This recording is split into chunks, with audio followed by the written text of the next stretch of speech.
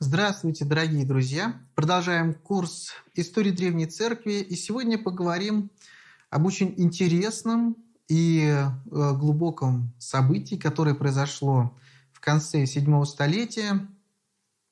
Речь идет о проведении Труйского собора. Этот собор иногда именуется Пято-шестым Труйским собором для того, чтобы отличать его от Шестого Вселенского собора.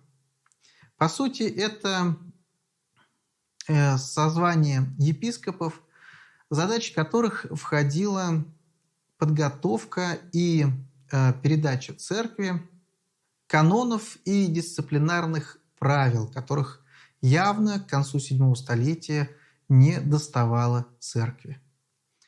Но мы привыкли с вами к тому, что Вселенские соборы решают сложные богословские вопросы. И так оно, в принципе, и было. Но всегда при этих соборах действует и некая такая форма установления контроля над внутренними вопросами. Каноны, которые принимались на Вселенских соборах, имели обязательную силу по всей империи. То есть эти каноны специальным образом разрабатывались и принимались для того, чтобы они имели очень высокий авторитет и исполнялись везде, где находится христианская церковь. Этим пользовались для решения очень сложных внутренних вопросов, которые не касались догматики, касались дисциплины. Но так сложилось, что в VI и в VII веках этих канонов и правил практически не принималось. Как так получилось? Все, видимо, потому, что очень серьезные достижения были представлены императором Юстинианом. Мы с вами, когда говорили об императоре Юстиниане, между прочим, упоминали и о той его заслуге в делах взаимоотношений между церковью и государством, которые касались разработок канонов, законов в области церковного права. Эти проекты, эти правила, которые принимались Юстинианом, безусловно, тоже касались всех в церкви и распространялись вполне себе успешно, однако они не всегда, чаще всего не имели того авторитета, который был свойственен правилам Вселенских соборов. То есть эта область церковной жизни, безусловно, разрабатывалась, но не имела того принципиального значения или даже сказать значимости для всей церкви. И это была очень серьезная проблема. Почему? Да потому что, не имея перед глазами вот этих вселенских правил и канонов разработок, сделанных всей полнотой церкви на Вселенском соборе, многие члены церкви, как духовенство, так миряне, так и монашествующие, отступали от важнейших нравственных норм. И эти отступления были практически неизбежными до тех пор, пока церковь не принялась активным образом разрабатывать вот эти внутренние вопросы на Вселенских соборах. Но так получилось, что Юстиниан на своем Пятом Вселенском соборе этих правил не разрабатывал. Ему казалось достаточным и того, что он сделал сборник новелл, то есть канонов и правил церковных. На Шестом Вселенском соборе было не до этого. Вы помните, мы говорили о том, что император Константин Паганат, при котором этот собор проходил, он вообще не планировал изначально созывать Вселенский собор. И, по сути, вот это собрание было практически случайным, спонтанным. И поэтому о канонах никто не подумал. Но прошло некоторое время, и в начале 90-х годов VII века при следующем уже императоре Юстиниане II встал вопрос о том, а что делать с этой внутренней жизнью церкви, которая за несколько столетий значительным образом стала терять вот это важное нравственное звено, и по большому счету церковь погружалась в такую область, в эпоху необразованности, темноты, мрака, средневековья, когда даже духовенство совершает серьезные проступки против христианских евангельских принципов. Это стало очевидно для тех отцов, которые каждый день лицезрели падение, отступление внутри церкви, и которые говорили о том, что это необходимо прекратить. Нужно серьезным образом подойти к формированию правил, которые бы ограничивали эту безнравственность, это, можно даже сказать, мракобесие, которое царило в некоторых кругах в церковной среде. Именно поэтому в 691 году началась серьезнейшая работа по доработке тех правил, в которых церковь нуждалась. То есть Пятый-Шестой Трульский собор задумывался как дополнение к прошедшим Пятому и Шестому Вселенским соборам, не имевших никаких правил по итогам своего собрания. И эти новые каноны должны были как бы дополнять Вселенские соборы, проходившие в VI и VII столетии. Это некое дополнение, очень важное, обязательное, без которого церковь бы погружалась в вот настоящую такую эпоху безнравственности. И, кстати, каноны, которые в итоге были приняты на Пятом-Шестом Трульском соборе, они как раз и показывают, какие проблемы в церкви на тот момент существовали. Почему этот собор называется Трульским? Что это за слово такое «трулы»? На самом деле собор проходил в Константинополе, так же, как и Шестой Вселенский. И так же, как и Шестой Вселенский собор, заседания проводились в специальном зале, в котором на потолке в такой форме были выполнены специальные своды. Своды очень красивые, своды, которые сразу же бросались в глаза. И благодаря этим сводам, по-гречески своды – это труллы, труллой, именно по названию этих сводов месту было присвоено такое наименование Трульский. То есть собор в сводчатом зале. Так можно перевести это на русский язык. Так вот, Трульский собор разработал и привнес в жизнь церкви целых 102 правила. Это важнейший источник по внутренней жизни церкви той эпохи, конца VII столетия, который показывает, в какой степени происходило падение на местах и среди духовенства, среди мирян. И в том числе этот собор разрешал своими правилами разные сложные вопросы, которыми церковь сталкивалась уже вот в эпоху Вселенских соборов. Что это были за вопросы? Ну, мы в целом и общем можем разбить их на несколько областей и о каждой из этой области вкратце поговорить.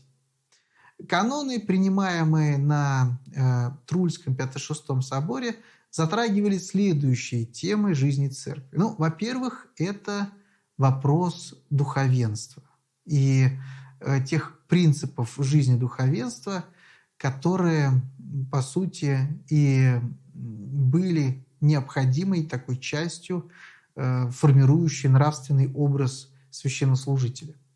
Это вопросы, которые были посвящены мирянам, их образу жизни. Это вопросы о монашествующих, о церковных зданиях, это вопросы о крещении. Некоторые, например, вопросы крещения, такие, которые касались, к примеру, перекрещивания или принятия в церковь отпавших, или принятия в церковь еретиков. Вот эти правила до сих пор используются православной церковью при решении вот этих вопросов. Да? Ну, к примеру, вот мы сейчас часто сталкиваемся с такой ситуацией, когда, например, человек из католической церкви хочет перейти в православие. Вот на каком основании это осуществляется. Или, например, если человек который живет в безблагодатной христианской церкви, какой-нибудь протестантской, или если он там, например, из англиканской церкви, или если он совсем является еретиком или вообще не христианином ни в одной из сектантских направлений, а является, например, там, мусульманином или иудеем. Вот каким образом для каждой из этих частей верующих, желающих стать православными, какие условия и какое крещение может совершаться. Вот эти все вопросы тоже поднимались и решались на этом Трульском соборе, состоящем из 102 правил. Были вопросы в отношении иконописания, тоже, кстати, немаловажные. Ну и, конечно, отдельной строкой нужно сказать несколько слов и о тех канонах, которые были направлены против традиций и практик западной христианской церкви. Почему мы это особенным образом выделяем? Потому что уже тогда, в конце VII века, эти традиции и практики были очевидными и в некоторой степени даже вопиющими нормами, с которыми восточные христиане сталкивались. И правила эти были направлены как раз на устранение тех отличий.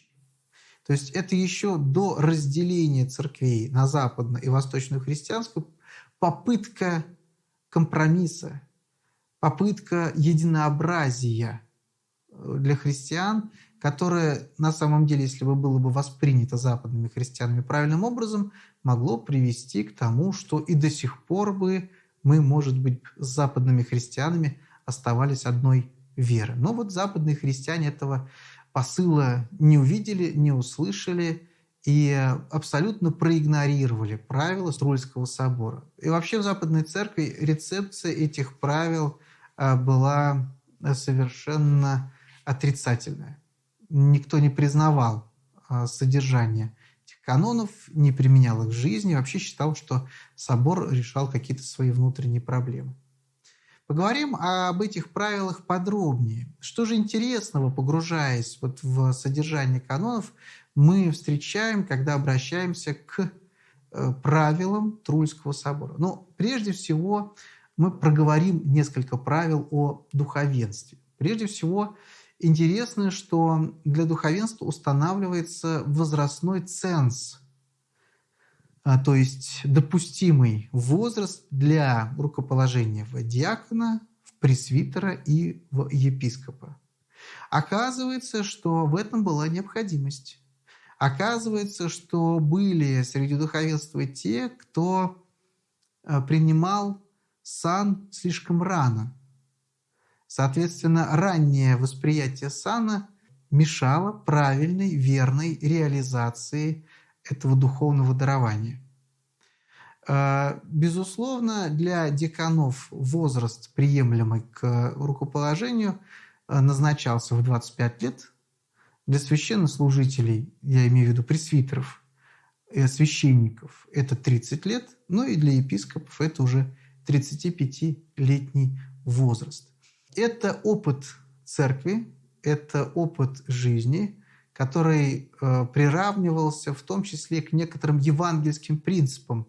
Мы знаем, что Христос выходил на проповедь в 30-летнем возрасте, и что для древнего мира 30-летний возраст, по сути, был знаком совершеннолетия, когда человек уже может нести ответственность, соответственно, и учить. Для священников, диаконов и даже иподиаконов устанавливались жесткие меры в отношении их семейной жизни. Запрещалось после принятия сана жениться, и уж тем более разводиться или жениться снова. Таковые, кто в итоге женился после принятия сана, вынуждены были разводиться, расходиться со своими супругами и оставаться в таком безбрачном состоянии, потому что это было зафиксированное состояние на момент их хератонии. Вот такое сложное требование, которое сейчас для нас кажется естественным и обычным, и сейчас, естественно, прежде чем принять сан, человек определяет, какой жизнью он собирается дальше жить, либо он будет женатым священнослужителем, либо же он будет монашествующим священнослужителем. Среднего пути у нас практически не бывает в церкви, то есть так называемый целибат, безбрачное духовенство, но и не принявшее монашеский постриг. Вот. Но в древности, в принципе, это было в какой-то мере допустимо, хотя целибат в целом, в общем, не приветствовался, как и сейчас. Он в отдельных случаях допустим в жизни нашей церкви, но в целом не приветствуется. Кроме того, для нас кажется немножко странным, но вот правила Троицкого собора, например, запрещали священнослужителям заниматься небогоугодными делами или бизнесом, или делом. Например, запрещалось торговать, продавать вино, уж тем более. Или, например, было запрещено давать деньги в рост, то есть заниматься ростовщичеством. Вот. Для нас это сейчас кажется совершенно неприемлемым. Понятно, что священнослужители не подступаются и близко даже к такого рода занятиям. Но вот в древности для этого требовалось пояснение, требовалось специальное правило, которое бы ограничило существующие практики. Священнослужителям запрещалось участвовать или быть свидетелем разного рода безнравственных мероприятий. Ну, например, посещать ристалища, разные развлекательные собрания, в том числе даже после венчания присутствовать на празднестве бракосочетания, то есть пиршестве, которое осуществляется уже после того, как люди вступили в семейную жизнь. И в этом смысле мы видим, что если таковые правила были, значит, они ограничивали существующие практики. Соответственно, мы видим, что нравственный облик духовенства был не очень высоким на тот момент, раз он требовал принятия соответствующих канонов и правил. Что же касается мирян, то и к ним применялись разного рода ограничения. Им тоже воспрепятствовалось участие в развлекательных, безнравственных собраниях. Им запрещалось участвовать в языческих праздниках. Языческие праздники сохранились тогда в Византийской империи скорее как дань некой традиции античной, но тем не менее для православных христиан, верующих в то время эти празднества были сродни разного рода гуляниям, где царило винопитие, безнравственные танцы, пляски и горлопание разных песен, возможно, даже непристойных. От этого всего православного христианина призывали воздержаться и не посещать, или, если стал случайным соучастником, раскаиваться, приносить покаяние.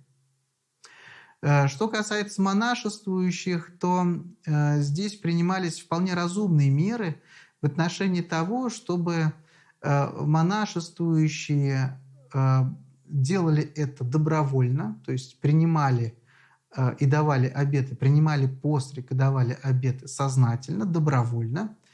И им предписывалось закрепляться за обителями и монастырями и не перебегать без надобности, без какой-то нужды из одной обители в другую.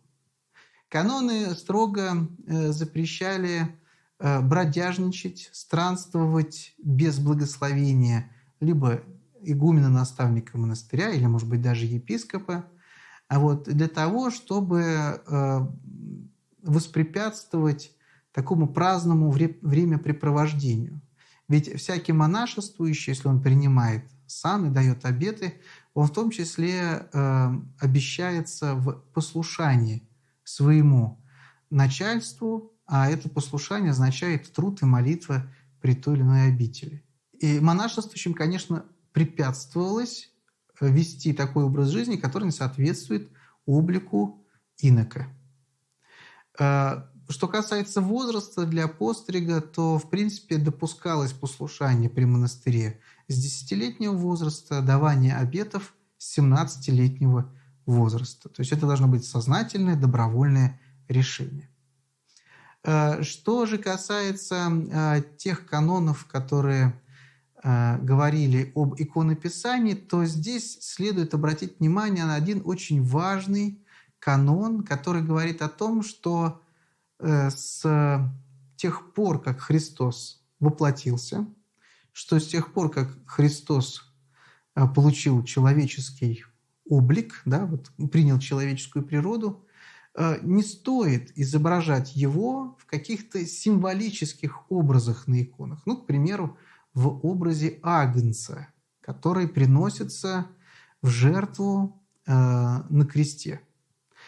Конечно, образ Агнца для нас – это образ очень понятный, яркий и по своему содержанию абсолютно точно объясняющий смысл Христового воплощения и Христова подвига на кресте.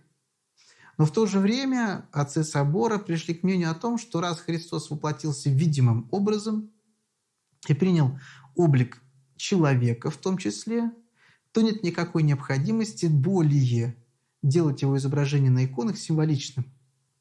Оно должно быть реальным, то есть имеющим человеческую природу. И потому этот канон прекращает символическое изображение и предписывает писать на иконах Христа в человеческом облике, насколько это возможно, насколько это только известно было в то время. Вот это очень важный шаг в иконописании. Мы о нем будем говорить уже и на следующих лекциях, посвященных борьбе с иконами Византийской империи.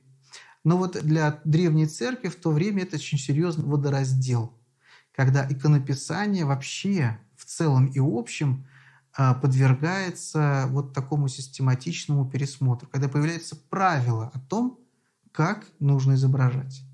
Видимо, до конца VII столетия эти правила, естественно, не существовали, и формирование канона иконописания было скорее традиционного характера, то есть таким образом, как это было принято.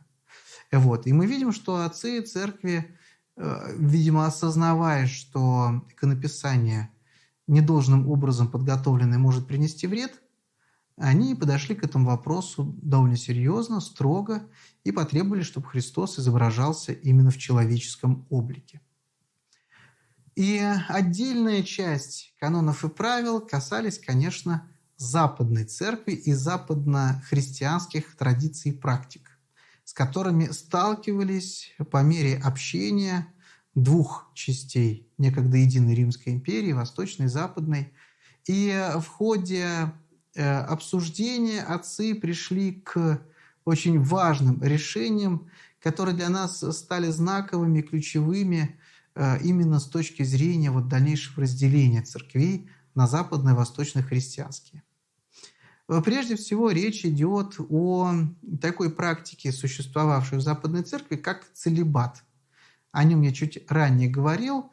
Целибат есть такая форма жизни и служения духовенства, когда священнослужитель не женится, не заводит собственную семью, а остается безбрачным.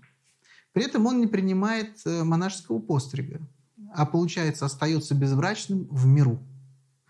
Традиция эта была довольно древняя, но по большей части она ведь касалась исключительно епископата, и об этом, кстати, в правилах Трульского собора тоже говорится, чтобы епископы не имели никаких сожительниц или, как их называли, сестер, которые, может быть, ухаживали или помогали, для того, чтобы избегать кривотолков в отношении высшего духовенства. Что же касается целибата, то здесь ситуация в равной степени сложная, потому что целибат часто был предметом искушений. Безбрачное духовенство – это такая форма служения, которая не принимает ни благословленного Богом брачного соединения людей и не укорененного в традиции монашеского служения. И потому, не будучи ни одной, ни другой благословенными формами, по сути, является собой что-то среднее, несформированное, а самое главное, подставляющее самого священнослужителя под удар со стороны общества. Ведь священнослужитель не имеющий опыта семейной жизни, не всегда сможет правильным образом посоветовать или подсказать, каким образом поступать в семейной жизни тем, кто в браке пребывает. Он не всегда может почувствовать те проблемы духовные, которые в семье существуют. Он сам, с сожалением, можно замечать и констатировать эту проблему в современных западных христианских церквях. Он сам дает повод к кривотолкам и становится участником разного рода непотребных таких событий, скандалов, которые связаны с тем, что он замечен в незаконных брачных контактах или связях. Это очень серьезное искушение, с которым очень немногие справляются. И поэтому Трульский собор говорит, что это вредная и не отвечающая преданию и писанию практика в церкви, которую нужно избегать. Также Трульский собор, например, в отношении западных христиан говорит о том, что не очень объясним и понятен пост, который совершают западные христиане в субботний день. И эта практика, которая до сих пор существует, уже тогда была подмечена и отцами этого собора осуждалась как неправильная, как нелогичная. И действительно, у нас есть 2 дня в неделю, это среда и пятница, 2 дня, когда мы соблюдаем строгий пост в своей жизни, поскольку в среду Христос был предан Иудой, а в пятницу Он был распят и страдал на кресте. Суббота в этом смысле день, события, когда Христос уже не страдал, Его страдания завершились, когда осуществлялось и исполнялось начало Его славного воскресения, и Его пребывание в гробе в субботу – это не есть событие печальное, это событие уже другого порядка. Здесь ничего не происходит. Это продолжение того, что началось еще в пятницу. Поэтому пост в субботу мало объясним и, может быть, разве что может быть понят, но не предложен в качестве практики, только в том смысле, что это вот некая благочестивая традиция пребывания Христа в гробе тоже относить к таким благоговейным моментом ожидания скорейшего воскресения. Соответственно, требует от христианина поста. Это довольно странная традиция, поэтому отцы собора ее тоже осуждают, потому что в традициях Восточной Церкви поста в субботу никогда не было. Далее, одна из традиций, которая также осуждается, это опресники, применение опресноков. Что такое опреснок? Опреснок – это, собственно, пресный хлеб, используемый иудеями при праздновании Пасхи. И западные христиане полагали, что раз такими хлебами праздновалась Пасха в древнее время, то ее использовали в Тайной вечере Христос и апостолы, когда была прощальная беседа в Великий Четверг. И именно такой хлеб западные христиане использовали в таинстве Евхаристии, причастия. В восточной традиции была другая практика, согласно которой мы применяем для осуществления таинства Евхаристии, совершения таинства Евхаристии квасной хлеб, на закваске сделанный, чему есть тоже многочисленные подтверждения и основания в Евангелии, чему есть и практическое объяснение, принятое на Востоке в жаркой стране. Вот. И поэтому пресный хлеб не использовался, тем более поскольку он применялся иудеями, ассоциировался с иудейскими традициями. Вот. Но вот на Западе христиане пресным хлебом пользуются до сих пор. Это тоже одно из отличий восточных христиан от западных. А вот собор Трульский осуждает эту практику еще в конце VII столетия. И тем самым мы видим, что вот ряд этих канонов уже тогда вскрывал сложнейшие проблемы взаимоотношения между западными и восточными христианами. Собор закончился в 692 году. Его правила хорошо изучены. Они существуют в переводе на церковнославянский и русский языки, и даже в современных изданиях снабжены очень важным комментариям известных канонистов. Вот. Я вам рекомендую с этими правилами подробно ознакомиться. А теперь, внимание, вопрос.